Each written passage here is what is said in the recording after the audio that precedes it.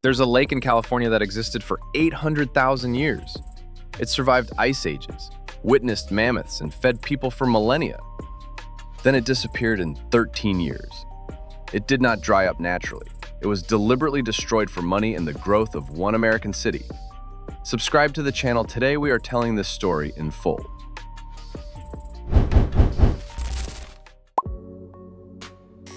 The Owens Valley lies in eastern California, between the Sierra Nevada mountain range and the desert. A harsh place, but in its time very much alive. Rivers, greenery, fields, and at the center of it all, a lake. Large, deep, real.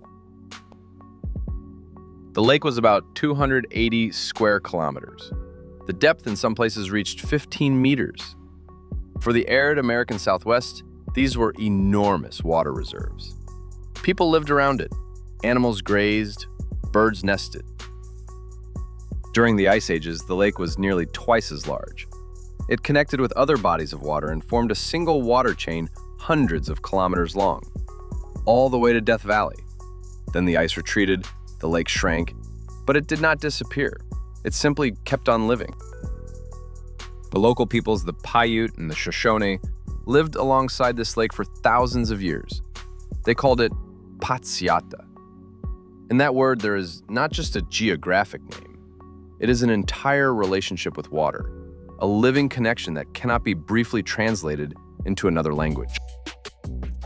The Paiute knew how to take from nature exactly what was needed. 1,000 years before the arrival of Europeans, they were already building irrigation canals for their fields. They knew when to fish and when not to. They understood how life around this lake worked, and they did not break what was working. By the end of the 19th century, settlers had also come to the valley. Farmers grew fruit, raised livestock, made wine. The locals called their corner of the world the Switzerland of California. Not wealthy, but stable. Children went to school, stores were open. Life moved along at its own pace. Water from the Owens River reliably fed the fields and gardens. No shortages, no droughts. The valley prospered at its own quiet tempo. And none of the locals had any idea that a few hundred kilometers away, decisions were already being made that would destroy all of it. Now, a brief step back. In the 1870s, silver mines operated in the mountains above the valley. The main one, the Cerro Gordo mine, produced silver in enormous quantities.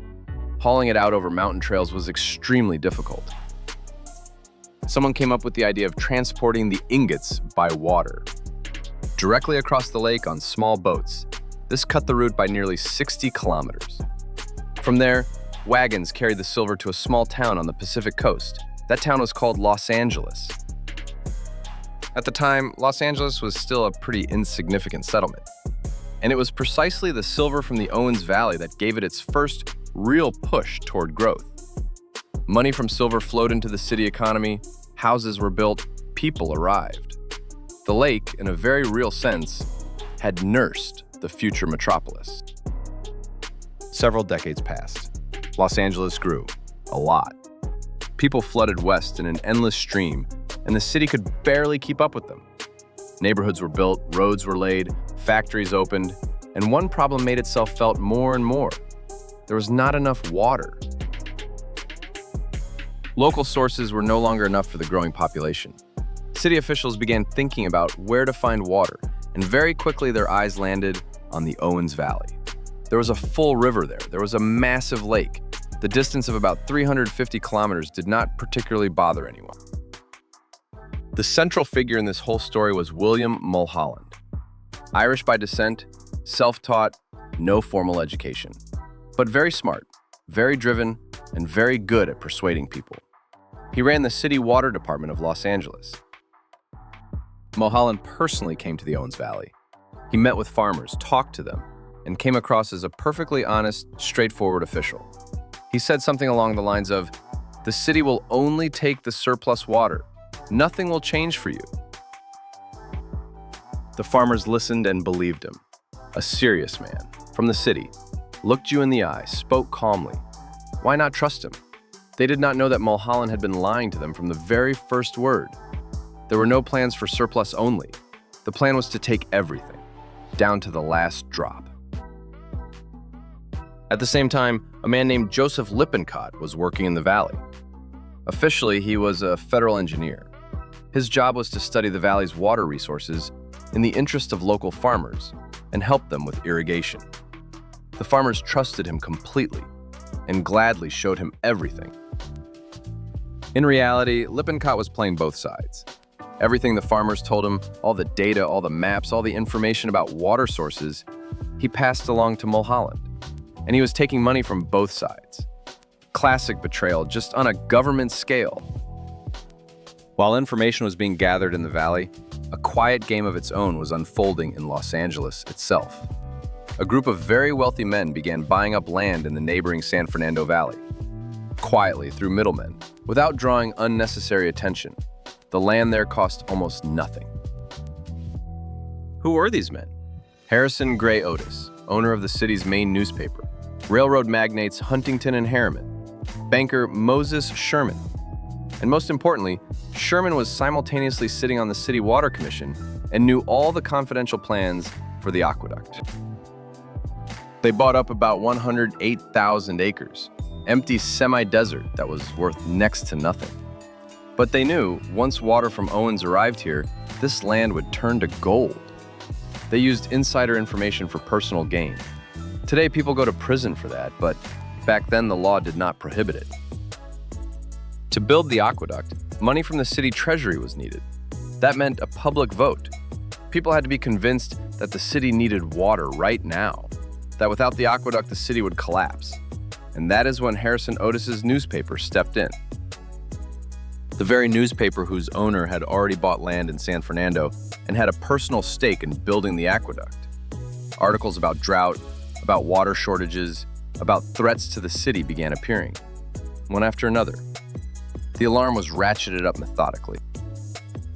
According to some accounts, it did not stop at newspaper coverage. Shortly before the vote, water was deliberately drained from city reservoirs into the sewer, so that residents could see with their own eyes the emptying tanks, so that the fear would not be abstract but would feel real. The residents of Los Angeles voted for the construction of the aqueduct 11-1, almost unanimously. They did it honestly, genuinely believing they were saving their city. Not one of them knew they were voting to enrich a small group of people. Construction began in 1908. The scale was enormous. More than 6,000 workers at once, 164 tunnels, hundreds of kilometers of open canals through mountains and desert. The cost was about $24.5 million. Mulholland came in under budget by less than $100,000. For a project of that scale, that was almost unbelievable precision. He was praised, he was admired. Nobody said out loud what foundation of lies the whole thing stood on. In November of 1913, the aqueduct was formally opened. Thousands of Los Angeles residents gathered for the ceremony. When water from the distant valley came rushing down the canal, Mulholland stood before the crowd and said simply, "There it is, take it." The crowd went wild. In the Owens Valley that day, nobody was celebrating. For the locals, 1913 was the year the countdown began. The water in the river began to drop. Slowly at first, then faster and faster. Fields started producing less. Livestock did not have enough to drink. At first, the farmers thought it was temporary, that things would get sorted out, that they would find someone to negotiate with, that they would find a remedy. But year after year, the water kept dropping. And it became clear there was nothing temporary about this. It was permanent, and there was nobody to negotiate with. It had all been decided already. Orchards dried up, vineyards died. Dairy cattle were sold off because there was nothing left to water them with. The very farmers whose families had worked this land for generations watched everything fall apart and could do nothing about it. Meanwhile, the lake was dying before their eyes. Every year, the shoreline pulled back. The lakebed was exposed. The water grew shallower and saltier. What had been alive and full for 800,000 years was turning into a slowly evaporating puddle. In 1926, the lake disappeared entirely. 13 years from the start of the aqueduct to complete death. Where the lake had been, there remained a vast white lakebed of salt and dried mud. 800,000 years of life, and 13 years of death. While the valley was dying, Los Angeles was thriving. In those same 13 years, the city's population grew fourfold. New neighborhoods were built, businesses opened, roads stretched outward. The city lived and rejoiced. It just did not say out loud what price had been paid. The farmers did not accept this quietly. They joined together and fought back. Lawsuits, appeals to authorities, attempts to get press coverage. But the press belonged to the very people who had started all of this. The valley's voice reached no one. The leaders of the resistance were the Watterson brothers, Wilfred and Mark. They owned the only major bank in the valley.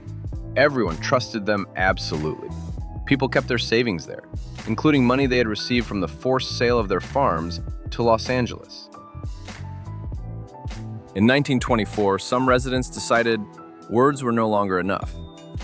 In the early morning hours of May 21st, a group of people drove out to the aqueduct near the town of Lone Pine. They brought dynamite, about 226 kilograms of it. The explosion went off at dawn. A section of the aqueduct was blown to pieces. Water from the canal flowed back across the native land. For a few hours, then engineers arrived and fixed everything. But this was only the first attempt. From 1924 through 1931, there were no fewer than 11 attacks on the aqueduct. The valley was at war. But it had neither money nor newspapers, nor powerful allies. The city had all of those things. Los Angeles did not respond with force. It simply bought. Methodically, plot by plot, it purchased whatever remained in the valley. By 1928, the city owned 90% of water rights. The farmers had almost nothing left to sell. By 1933, the city owned 85% of the residential and commercial property in the valley and 95% of the farmland. The valley had de facto become part of Los Angeles. Nobody just announced it with any fanfare. Banks stopped issuing loans to locals. Schools closed one by one. Stores emptied out. People left. The valley faded away quietly and inevitably. The Watterson brothers were still holding on, but they had very little time left. In 1927, it came out that the Watterson brothers had embezzled depositors' money. The bank collapsed in a single day. People lost everything, their personal savings and the money from sold farms, all of it, at once, with no recovery. The resistance stopped that same day. There was no one left to lead it, no money to fund it. The valley broke from within, at its hardest moment. The city did not shoot anyone or arrest anyone. It simply waited. And it got what it was waiting for. And so the Owens Valley ended as an independent living territory, without any grand battles, quietly, with a bank failure and empty shelves. People scattered in all directions. Houses stood empty. The lake had been gone for a long time already. Only the white lakebed remained. At first, the dried lakebed was simply an eyesore. Ugly, empty, bleak. But this seemed like just an aesthetic problem. Nobody understood at first that this lakebed would become a genuine environmental catastrophe for the entire region. The wind in the valley is strong. It picked up the finest particles of dried salt, clay, and minerals from the bare lakebed and carried them dozens of kilometers in every direction. All of it settled on fields, in homes, in the throats and lungs of people, every day, all year long. When scientists tested this dust, the results were alarming. It contained nickel, cadmium, and arsenic. All three cause cancer with prolonged inhalation, plus a whole set of other compounds: sodium, chlorine, iron, sulfur, calcium. About 40,000 people lived in the area between the towns of Ridgecrest and Bishop. All of them ended up in a zone of constant pollution. Air quality standards were being violated at distances up to 80 kilometers from the former lake. That is an enormous territory. In the worst years, about 62,000 tons of the finest toxic particles rose from the lakebed per year. By overall estimate, the total dust output from the lake reached 4 million tons annually. That is not a typo. 4 million tons. The dried Owens Lake received the official status of the single largest source of fine particle air pollution in the United States. Not one of the largest in the entire country. One city, one decision, one record. The government had known about this for a long time. The Environmental Protection Agency declared the valley a zone of serious pollution back in 1987. The state was required to have a plan of action ready by 1997. That deadline passed. Then another year went by, and another. Officials stalled and delayed. They risked losing federal highway funding, but kept stalling. People breathed toxic dust for many more years after the government officially acknowledged, yes, there is a problem. Only in 2000 did real work begin. The Los Angeles Department of Water and Power was required to return some water back to the lakebed. Because a wet surface does not create dust, the water was not needed for drinking or for fields, only to hold the dust down. More than $2.5 billion have been spent on this program to date. It is the largest air quality improvement program in the entire history of the United States. The area being managed is comparable in size to San Francisco. Every year, about 60,000 acre-feet of water are pumped onto the former lakebed. To put that in perspective, that is exactly how much water a city of 500,000 people consumes in a year. The water of an entire major city, every year, just to wet the lakebed. About 30% of all the water the department receives from this region goes back to the lakebed. In especially dry years, that share rose to 51%, meaning half. Half of the stolen water goes back, just not as a living lake. By 2023, emissions had been reduced to about 355 tons per year. Compared to the previous tens of thousands, that is major progress. But people who lived here in the 80s and 90s had already been breathing that dust for years. Their health cannot be restored.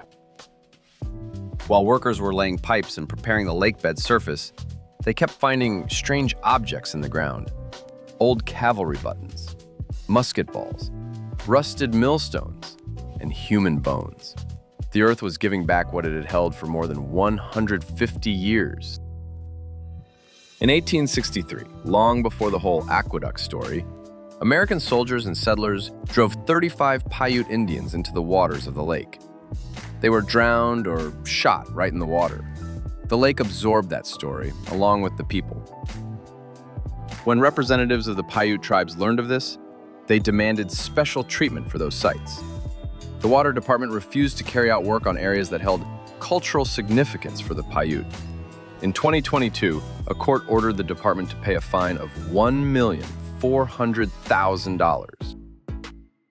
Also in 2022, the territory of the former lake was designated a National Historic District. It became the largest single historic site in the state of California, an area of nearly 480 square kilometers. The majority of it still belongs to the water department. In 2023, a very large amount of snow fell in the mountains. When it began melting in the spring, water ran down the slopes and began filling part of the dried lake basin on its own. It seemed as though nature was taking it back, but things turned out to be not so encouraging. The rising water began threatening the dust suppression infrastructure. Pipes, valves, the gravel that had been laid, all of it had been built over decades and cost billions. And suddenly it became clear that the system had been designed for controlled wetting, not for real, large volumes of water. The lake tried to come back on its own, and the infrastructure built to simulate the presence of water could not handle actual water. $2.5 billion were spent on a simulation. When the real thing arrived, the system struggled. But nature is coming back anyway, slowly and in its own way. Today, hundreds of thousands of migratory birds stop at the former lakebed every year. In April of 2015, 115,000 birds of 20 different species were counted here in a single day. This became a record observation. The site has been included in the international network of the most important stopover points for migratory birds of the Western Hemisphere. Birds do not read property documents. They simply fly to where there is water. Once there were even more birds here. In 1917, just 4 years after the aqueduct began operating, the scientist Joseph Grinnell wrote that from a single point on the shore of the still, half-living lake, you could see literally thousands of birds at once. 9 years later, the lake was gone. The story of Owens Lake is not unique. Right now, in our own time, the Great Salt Lake in the American state of Utah is dying. Cities and agriculture are taking more and more water from the rivers that feed it. The level is dropping. The lakebed is being exposed. The picture is painfully familiar. Engineers from Utah make a point of coming to the Owens Valley. They study how dust is managed here. They look at the pipes, the gravel, the water delivery systems. They learn from people who have already been through this. They learn how to live alongside what used to be a lake. The lesson, unfortunately, is not how to save the lake. The lesson is how to deal with the consequences after it is already dead. The very fact that such trips are necessary says a great deal. History is repeating itself, and nobody, it seems, is stopping. Back to the main point. Owens Lake was not destroyed by drought, not by a natural disaster, not by accident. It was destroyed by specific people who knew exactly what they were doing. Mulholland lied to farmers straight to their faces. Lippincott betrayed the very people he was supposed to be helping. A syndicate of wealthy men bought up land using insider information. A newspaper stoked public panic in the interest of its owner. Water was drained from reservoirs before the vote. Every step was deliberate, no tragic accident, just money and power doing whatever they wanted. The reckoning stretched over 100 years. First, the farmers paid, losing their livelihoods. Then the valley's residents paid, breathing toxic dust for decades. Now the taxpayers of Los Angeles are paying, funding a dust suppression program that costs billions. The people who made the decision have long been dead. The people paying for the consequences had nothing to do with that decision. That is what this story looks like when you stop focusing on the flattering talk about engineering achievements and just look at the actual facts. The Owens Valley before the aqueduct arrived was a paradise. Flowering orchards, vineyards, dairy herds. Today it is a place with the largest historic district in the state, a multi-billion-dollar dust suppression program, and bones in the ground. That is what becomes of a paradise when you take away its water. Write in the comments, do you know similar stories from your own countries? And what do you think about it? Be sure to subscribe to the channel. It means a great deal to us.